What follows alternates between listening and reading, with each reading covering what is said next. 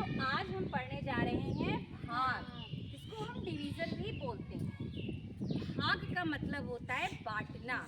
जब हमें कोई चीज़ बांटनी होती है तो हम क्या करते हैं? भाग। ठीक है, भाग का मतलब बांटना। एक छोटा सा हम उदाहरण लेते हैं। मान लीजिए हमारे पास एक सेब है और उस सेब को हमें दो लोगों में बांटना है, तो उसका मतलब सेब के हमें दो भाग करने हैं, और दो भाग करने के लिए हमें किसकी जरूरत पड़ेगी? चाकू की।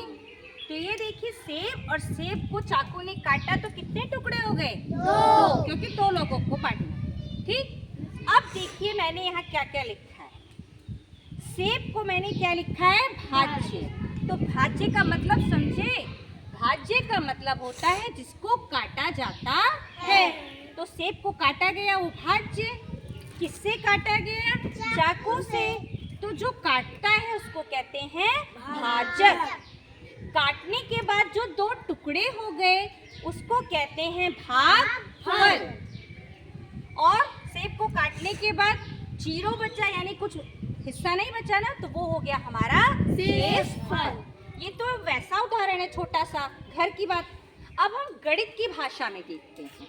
जो हमारी गणित की भाषा है, आप सवाल करते हैं उसमें कैसे करते हैं। देखिए, हमारे पास एक सवाल है। एक पुस्तकालय में कितनी किताबें हैं? 277 किताबें हैं। 12 बच्चों में बांटो।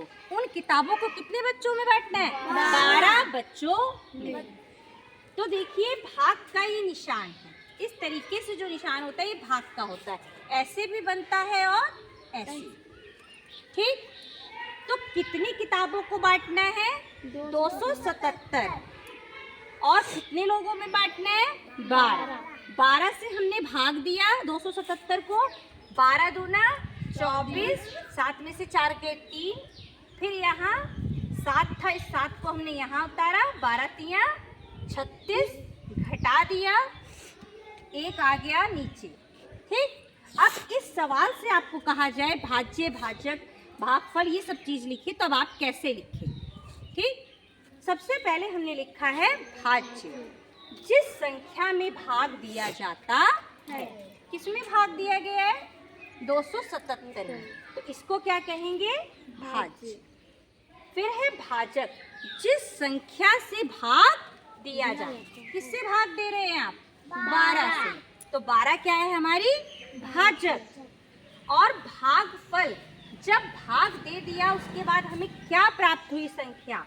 23। ये है हमारी भागफल। भाग देने पर जो संख्या प्राप्त होती है। और अंत में आया हमारा शेषफल। देखिए, पूरा भाग दिया, अंत में हमारा क्या बचा? कौन सी संख्या बची? 1। तो भाग देने के बाद जो संख्या बच जाती है उसे हम कहते हैं शेषफल। समझ आ गया? भाज्य, भाजक, भागफल और शेषफल। ये देखिए हमारा सूत्र है। इससे हम आराम से चारों चीजें निकाल सकते हैं। देखिए, हमने सही किया या गलत? भाज्य बराबर भागफल गुणा भाजक प्लस शेषफल। देखिए, हमने भागफल, भाजक, शेषफल सबको रखा और हमारी संख्या क्या आ गई?